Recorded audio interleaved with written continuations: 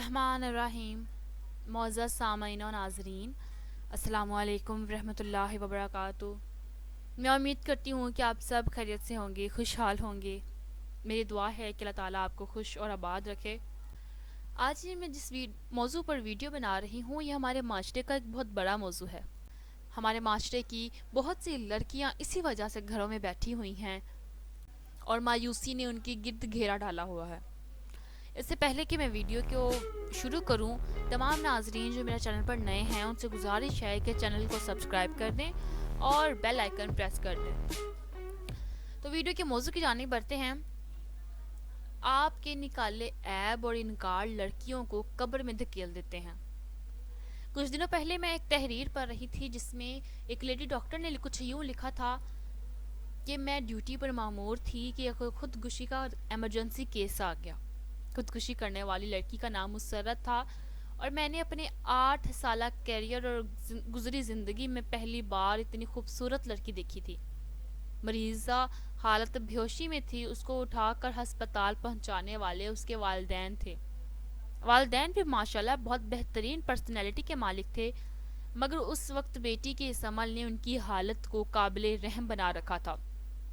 پتہ نہیں کیوں مجھے لڑکی پر پیار اس کے والدین کی بے بسی دیکھ کر بے انتہا کا ترس آ رہا تھا۔ لڑکی کو آپریشن تھیٹر لایا گیا۔ آپریٹ کے بعد اس کو وارڈ میں منتقل کر دیا گیا اور والدین کو بتایا گیا کہ لڑکی کی حالت اب خطرے سے باہر ہے۔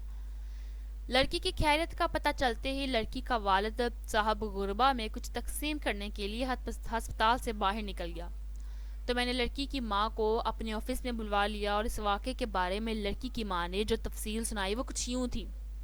مسرت نے ٹیکسٹائل انجینئرنگ کر رکھی ہے۔ پڑھائی کے بعد اب باقی والدین کی طرح مسرت کے والدین کی بھی خواہش تھی کہ وہ اپنے گھر کی ہو جائے۔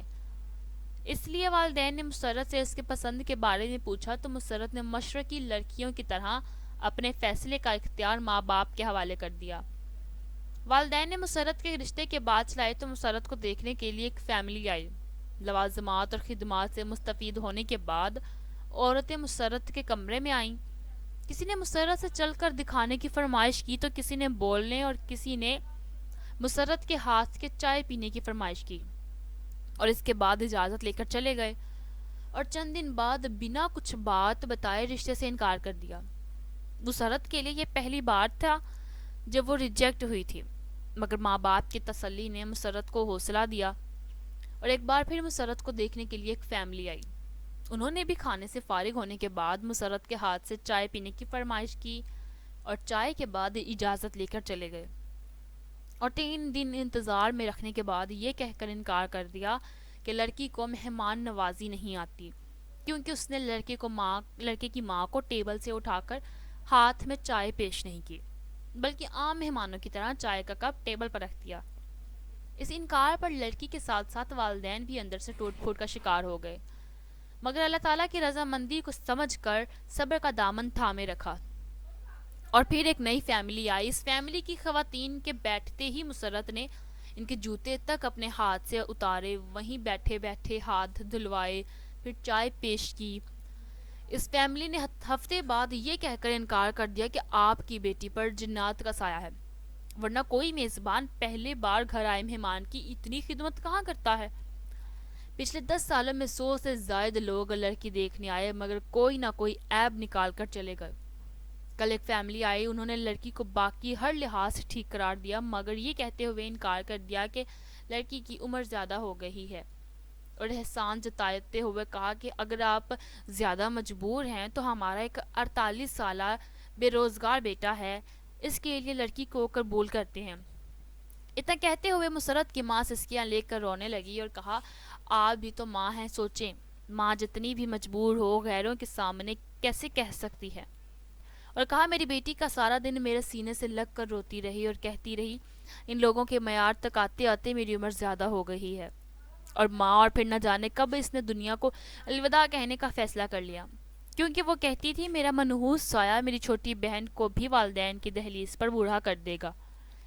میں ڈاکٹر نے مسرت کی والدہ کو پانی پلایا اور اتنے میں وارڈ بوائے آفس میں داخل ہوا اور بتایا کہ مسرت ہوش میں آ گئی ہے۔ آخر میں آپ لوگوں سے التجا کرتی ہوں کہ آپ شادی عورت سے کر رہے ہیں، حور سے نہیں۔ خدارہ کسی کی بیٹی کو ریجیکٹ کرنے سے پہلے اس کی جگہ اپنی بیٹی رکھ کر سوچیں۔ رنگ کالا ہے، لڑکی موٹی ہے، قد چھوٹا ہے، یہ کوئی عیب تو نہیں۔ جہاں کوئی ایک آدھ عیب لڑکی میں ہوتا ہے وہاں 10 عیب لڑکے میں بھی تو ہوتے ہیں۔ اگر ایک آدھ عیب کی بنیاد پر ریجیکٹ کرنا ہے تو لڑکیوں سے دگنے تعداد میں لڑکے ریجیکٹ ہوں گے۔ میں ہاتھ جوڑ کر خدا کا واسطہ دے کر التجا کرتی ہوں کہ کسی کو بلا وجہ عیب زدہ کہہ کر ریجیکٹ نہ کریں۔ آپ اللہ تعالیٰ کی مخلوق کے عیبوں پر پردہ ڈالیں، اللہ تعالیٰ آپ کے عیبوں پر پردہ پوشی فرمائیں گے۔ امید کروں گی کہ آپ کو ویڈیو اچھی لگی ہوگی اور کچھ پلے بھی پڑا ہوگا۔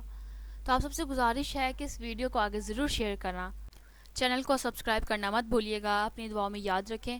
اللہ حافظ۔